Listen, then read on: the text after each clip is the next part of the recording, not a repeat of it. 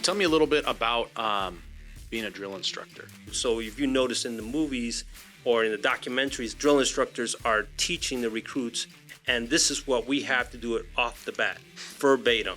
Yep. From that point on, it also is knowing how to administer first aid, and when we're taking them on a run, we can't show, back when I came in, that you're tired, you're exhausted. You got to be able to show that, hey, these recruits are constantly looking at you.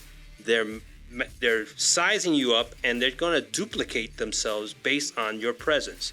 So you have to be on point 24/7. There was a lot of tears during that time, but I can honestly tell you at the end when we graduated, we started with 85, and there was 24 of us that graduated.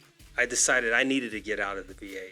Here I am applying for other jobs, and they're telling me, "Oh, you have all this experience, but you don't have a degree." And I said, "Well, how is it that you can tell me that I'm a great fit, but I need the credentials? What is the credentials going to do for you if I have this experience? Help me help you understand." 9 times out of 10 of the recruiters couldn't give me an answer. And this is why I was applying on LinkedIn, because I found myself also a victim of more or less social media age discrimination. They don't feel the value of somebody with that much experience. So during that course of time of the pandemic, I'm doing side gigs, I'm doing consultations, and I decided to go back to the government and apply for Army Corps Engineers. And I worked for the district office down in Los Angeles as Army Corps Engineers.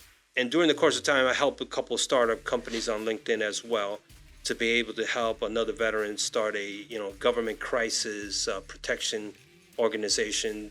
Just because you leave the VA, you can't just stop doing what you're doing, because that's what made me today of where we're at. This is why we're having this conversation today. Right. Yeah. Right?